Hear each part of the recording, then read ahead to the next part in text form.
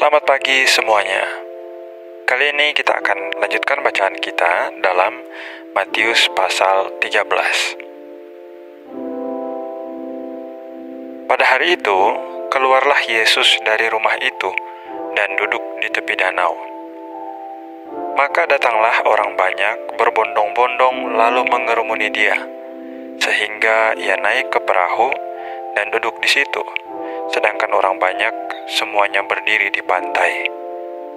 Dan ia mengucapkan banyak hal dalam perumpamaan kepada mereka, katanya, adalah seorang penabur keluar untuk menabur. Pada waktu ia menabur, sebagian benih itu jatuh di pinggir jalan, lalu datanglah burung dan memakannya sampai habis. Sebagian jatuh di tanah yang berbatu-batu, yang tidak banyak tanahnya, lalu benih itu pun segera tumbuh karena tanahnya tipis. Tetapi sesudah matahari terbit, layulah ia dan menjadi kering karena tidak berakar. Sebagian lagi jatuh di tengah semak duri, lalu makin besarlah semak itu dan menghimpitnya sampai mati. Dan sebagian jatuh di tanah yang baik, lalu berbuah. Ada yang 100 kali lipat, ada yang 60 kali lipat, ada yang 30 kali lipat. Siapa bertelinga, hendaklah ia mendengar. Maka datanglah murid-muridnya dan bertanya kepadanya, "Mengapa engkau berkata-kata kepada mereka dalam perumpamaan?" Jawab Yesus, "Kepadamu diberi karunia untuk mengetahui rahasia kerajaan sorga, tetapi kepada mereka tidak. Karena siapa yang mempunyai, kepadanya akan diberi, sehingga ia berkelimpahan. Tetapi siapa yang tidak mempunyai, apapun yang ada padanya akan diambil daripadanya. Itulah sebabnya aku berkata-kata dalam perumpamaan kepada mereka, karena sekalipun melihat, mereka tidak melihat, dan sekalipun mendengar, mereka tidak mendengar dan tidak mengerti. Maka pada mereka genaplah nubuat Yesaya yang berbunyi, kamu akan mendengar dan mendengar, namun tidak mengerti. Kamu akan melihat dan melihat, namun tidak menanggap. Sebab hati bangsa ini telah menebal, dan telinganya berat mendengar, dan matanya melekat tertutup. Supaya jangan mereka melihat dengan matanya, dan mendengar dengan telinganya, dan mengerti dengan hatinya, lalu berbalik sehingga aku menyembuhkan mereka. Tetapi berbahagialah matamu karena melihat, dan telingamu karena mendengar. Sebab aku berkata kepadamu, sesungguhnya banyak nabi dan orang benar ingin melihat apa yang kamu lihat, tetapi tidak melihatnya, dan ingin mendengar apa yang kamu dengar, tetapi tidak mendengarnya. Karena itu, dengarlah arti perumpamaan penabur itu. Kepada setiap orang yang mendengar firman tentang kerajaan sorga, tetapi tidak mengertinya, datanglah si jahat dan merampas yang ditaburkan dalam hati orang itu. Itulah benih yang ditaburkan di pinggir jalan. Benih yang ditaburkan di tanah yang berbatu-batu ialah orang yang mendengar firman itu dan segera menerimanya dengan gembira. Tetapi ia tidak berakar dan tahan sebentar saja.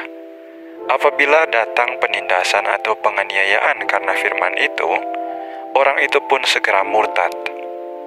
Yang ditaburkan di tengah semak duri ialah orang yang mendengar firman itu, lalu kekhawatiran dunia ini dan tipu daya kekayaan menghimpit firman itu sehingga tidak berbuah.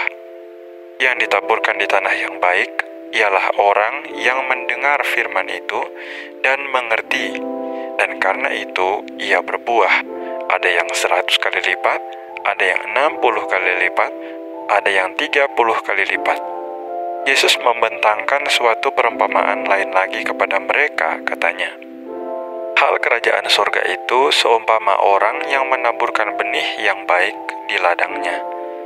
Tetapi pada waktu semua orang tidur, datanglah musuhnya menaburkan benih lalang di antara gandum itu lalu pergi. Ketika gandum itu tumbuh dan mulai berbulir, nampak jugalah lalang itu. Maka datanglah hamba-hamba tuan ladang itu kepadanya dan berkata, "Tuan, bukankah benih baik yang Tuan taburkan di ladang Tuan? "Dari manakah lalang itu?" Jawab tuan itu, "Seorang musuh yang melakukannya." Lalu berkatalah hamba-hamba itu kepadanya, "Jadi, maukah tuan supaya kami pergi mencabut lalang itu?" Tetapi ia berkata, "Jangan, sebab mungkin gandum itu ikut tercabut pada waktu kamu mencabut lalang itu. Biarkanlah keduanya tumbuh bersama sampai waktu menuai. Pada waktu itu aku akan berkata kepada para penuai, kumpulkanlah dahulu lalang itu dan ikatlah berberkas-berkas untuk dibakar. Kemudian kumpulkanlah gandum itu ke dalam lumbungku." Yesus membentangkan suatu perumpamaan lain lagi kepada mereka, katanya, "Hal kerajaan surga itu seumpama biji sesawi yang diambil dan ditaburkan orang di ladangnya. Memang biji itu yang paling kecil dari segala jenis benih. Tetapi apabila sudah tumbuh, sesawi itu lebih besar daripada sayuran yang lain, bahkan menjadi pohon, sehingga burung-burung di udara datang bersarang pada cabang-cabangnya." Dan ia menceritakan perumpamaan ini juga kepada mereka. "Hal kerajaan surga itu seumpama ragi yang diambil seorang perempuan dan diadukkan ke dalam tepung terigu 3 sukat sampai hamir seluruhnya." Semuanya itu disampaikan Yesus kepada orang banyak dalam perumpamaan, dan tanpa perumpamaan suatu pun tidak disampaikannya kepada mereka, supaya genaplah firman yang disampaikan oleh Nabi, "Aku mau membuka mulutku mengatakan perumpamaan. Aku mau mengucapkan hal yang tersembunyi sejak dunia dijadikan." Maka Yesus pun meninggalkan orang banyak itu lalu pulang.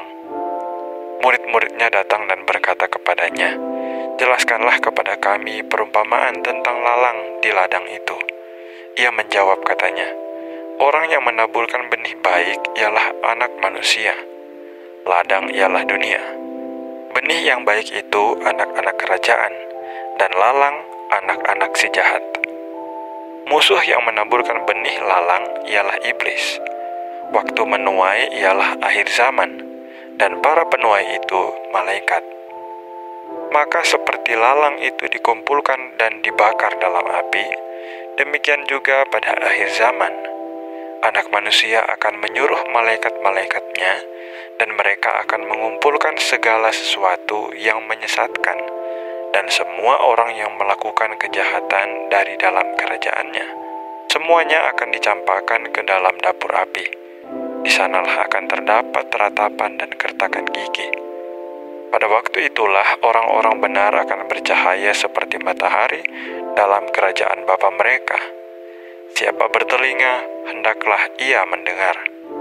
Hal kerajaan surga itu seumpama harta yang terpendam di ladang, yang ditemukan orang lalu dipendamkannya lagi. Oleh sebab sukacitanya, pergilah ia menjual seluruh miliknya, lalu membeli ladang itu. Demikian pula hal kerajaan surga itu seumpama seorang pedagang yang mencari mutiara yang indah. Setelah ditemukannya mutiara yang sangat berharga, ia pun pergi menjual seluruh miliknya, lalu membeli mutiara itu. Demikian pula hal kerajaan sorga itu seumpama pukat yang dilabuhkan di laut, lalu mengumpulkan berbagai-bagai jenis ikan. Setelah penuh, pukat itu pun diseret orang ke pantai, lalu duduklah mereka dan mengumpulkan ikan yang baik ke dalam pasu, dan ikan yang tidak baik mereka buang. Demikianlah juga pada akhir zaman, malaikat-malaikat akan datang memisahkan orang jahat dari orang benar, lalu mencampakkan orang jahat ke dalam dapur api. Di sanalah akan terdapat ratapan dan kertakan gigi. Mengertikah kamu semuanya itu? Mereka menjawab, "Ya, kami mengerti." Maka berkatalah Yesus kepada mereka, "Karena itu setiap ahli Taurat yang menerima pelajaran dari hal kerajaan surga itu, seumpama tuan rumah yang mengeluarkan harta yang baru dan yang lama dari perbendaharaannya." Setelah Yesus selesai menceritakan perumpamaan-perumpamaan itu, ia pun pergi dari situ. Setibanya di tempat asalnya, Yesus mengajar orang-orang di situ, di rumah ibadat mereka. Maka takjublah mereka dan berkata, dari mana diperolehnya hikmat itu dan kuasa untuk mengadakan mujizat-mujizat itu? Bukankah ia ini anak tukang kayu? Bukankah ibunya bernama Maria dan saudara-saudaranya Yakobus, Yusuf, Simon, dan Yudas? Dan bukankah saudara-saudaranya perempuan semuanya ada bersama kita? Jadi, dari mana diperolehnya semuanya itu? Lalu mereka kecewa dan menolak dia. Maka Yesus berkata kepada mereka, "Seorang nabi dihormati di mana-mana, kecuali di tempat asalnya sendiri dan di rumahnya." Dan karena ketidakpercayaan mereka, tidak banyak mujizat diadakannya di situ.